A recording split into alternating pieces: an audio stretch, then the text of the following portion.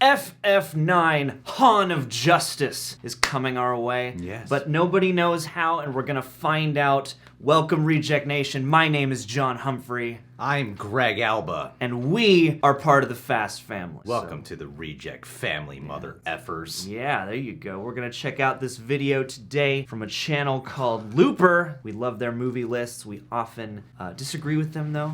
But today we're gonna check out a think piece, for the, I don't know. Do we? No, it's much movie. Well, I don't know. I'll take a lead here now, since you make us look terrible. Yeah, let's cover a Looper video and just say we disagree with them often. Jeez, John. Well, this is what we say for the Mojo The video. one time I look, whatever. No second chances around here, not even for Shaw.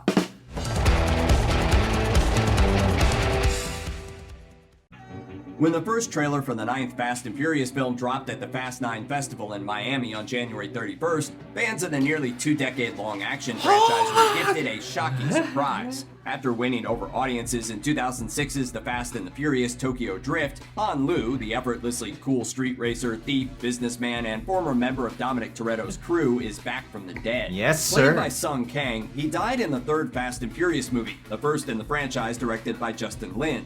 Though he appeared in the next 3 films, the saga's timeline put his death after the events of Fast and Furious 6. Thus, fans have believed for more than a decade that Han's fate in the universe had been sealed. Time for you to go do your own thing. Oh, man. Heard they're doing some crazy shit in Tokyo.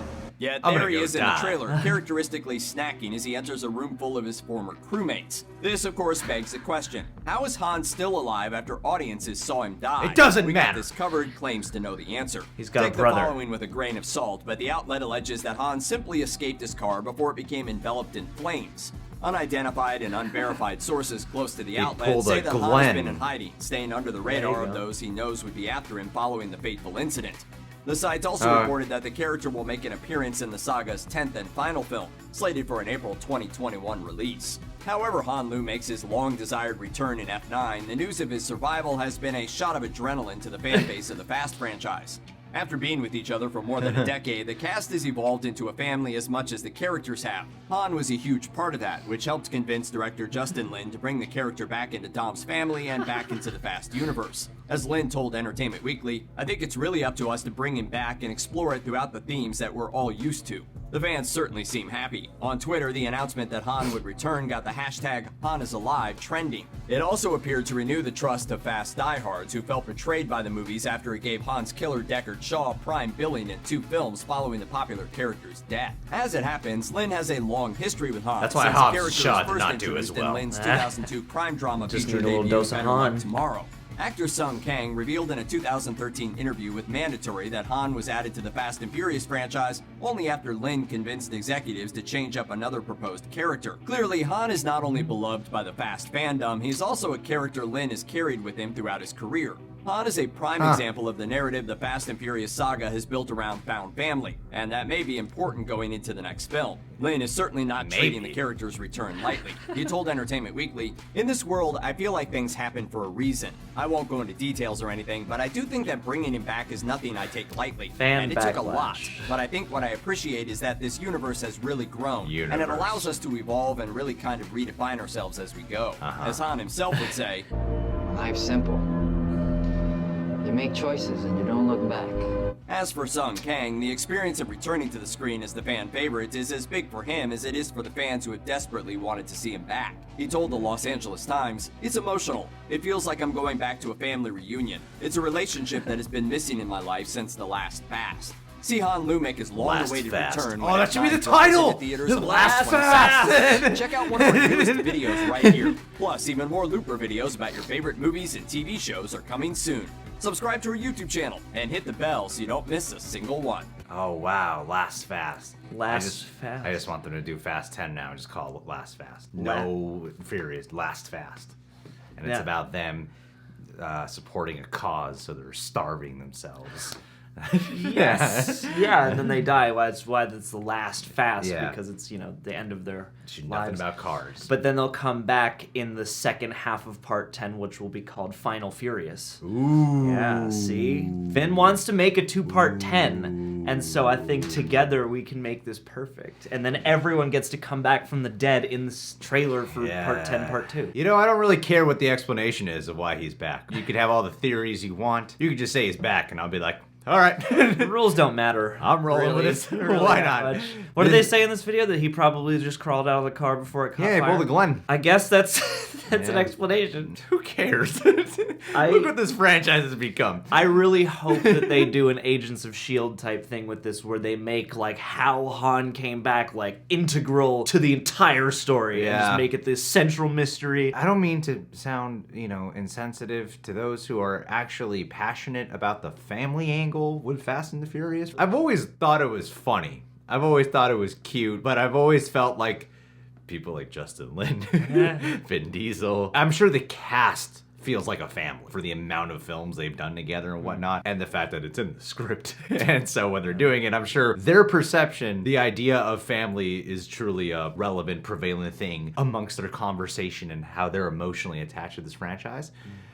But on my side, as a fan of this franchise, as someone who really does love watching these films, we saw Birds of Prey in the theaters, and when that trailer came up, this next Fast and Furious movie, I was having such a great time. Like, I love watching these films, I do. But the whole thing with family is just so ham-fisted and just such a backdrop to everything else that I really enjoy about it. I wouldn't want the movie to do without it. I just love that when the filmmakers talk about it as if it's like the driving force behind this franchise. Yeah. And if it's some kind of, like, ongoing dramatic, tale, like a saga of a family that isn't just a vehicle for a lot of vehicular stunts. Yeah. Because I love the debate and the argument. I just like witnessing it. Should we like the Jason Statham Shaw character? Justice for Han should be served. I have enjoyed that conversation. I really have. But do I really have a dog in this fight? You know what I mean? Do I am I really like invested? Have I been like, screw you, Shaw, I can't like you because of what you did to Han? No, not really, because it's the Fast and Furious franchise. Lately, it's been hitting me that there must be fans who really are passionate about such a thing.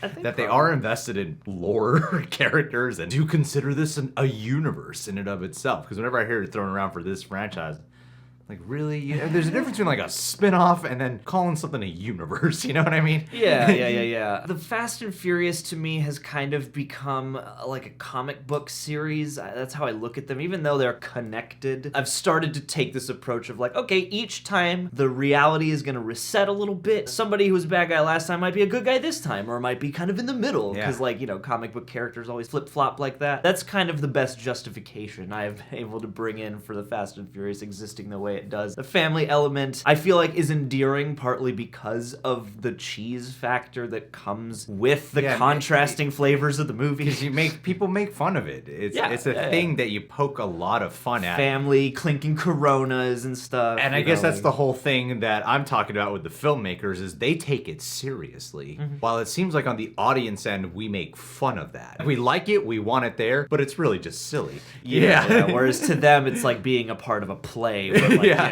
we've done this task for months on end. We've bonded. We've been through hell together. We've created a piece of art. For them, I do kind of understand where that drive comes from, but there's a drive. Oh, hey.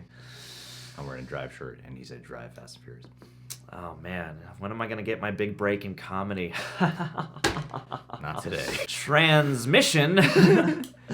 What were we talking about?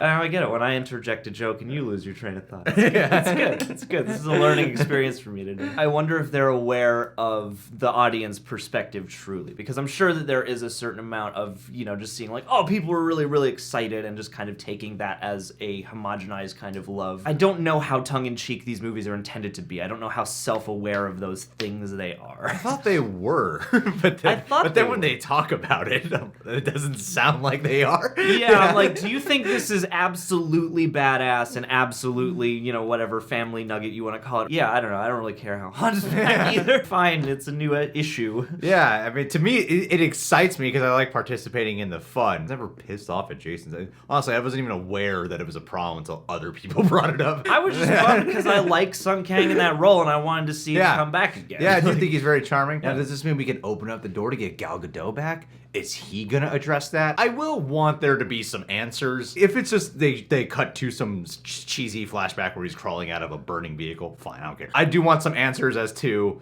where'd he get the haircut? What? Why is he been gone for so long? Was he just like sad that his girlfriend, was Gal Gadot's character name Isabel? I forget, something like that. Flash on the screen. Why is he now appearing? You know, either way, any answer will be fine. We needed one movie to really let that sink in. This franchise is fun. The first few films, up until part 4, it seemed like that they were trying to ground themselves in reality. Then when it got ridiculous, it was like, this movie's stupid. And then they kind of did the inverse of that, you know? Yeah. And that's when the franchises really seemed, you know, to found some real fuel. So... What? Guys, why do you think Han is back? Are you one of the furiously passionate fans of the Fast franchise? Are you like actually emotionally invested in the characters to the degree where you were like, justice for Han, haha, or justice for Han? Which one are you? Subscribe to Looper. Thank you so much for putting this together. It's a great one. Subscribe to The Real Rejects. Click that notification bell so you can get accepted into the Reject family. And last but not least, it's time for Kaldurian C. Pinnacus. Been enjoying chatting with this gentleman. Aspiring writer, has a lot of universe building ideas in his own mind right now. We gave him a shout out last month and we talked about how his name kind of sounds like it could be like a superhero or a badass character of sorts. And he said to me, I've been told my name fits in Star Wars, MK, LOTR, ML. I don't want to say the whole word. I'm flattered, but I'm sure I'd be a good hero that eventually goes dark. Hint, my favorite superhero. So I guess the superhero Havoc, he's saying that's not correct. He said to think 70s. I have no clue who he's talking about for which his favorite superhero is. I'm gonna throw it to John. Who do you think his superhero is? 70s. Goes dark. I throw it to you guys too. Which one is it? I'm just gonna go out on a limb and say it's Spectre, who's like a cop character who gets gunned down and then comes back as a ghost superhero. Because, you know, if you're a ghost and a superhero, you could go dark, probably, I assume. Hey, right? Kaldurian, I mean, if you've got that dark streak in you, I think maybe you should put that to good use. You could be in the Fast and the Furious, you know, but the problem is you would have to be just a straight-up villain. Based off his little thumbnail, he could probably be in the Hobbs universe. Well, yeah, because then you could be like a supercharged up, extra enhanced soldier with like a Hemi built into your body or something like that, you know? I was just saying because The Rock's brown, he's brown. You know? Oh, yeah, in the Haka brown, scenes, so yeah. I could get away with calling you out for being brown since we're both brown. When we do the Samoa scenes then. And just lump you into a category.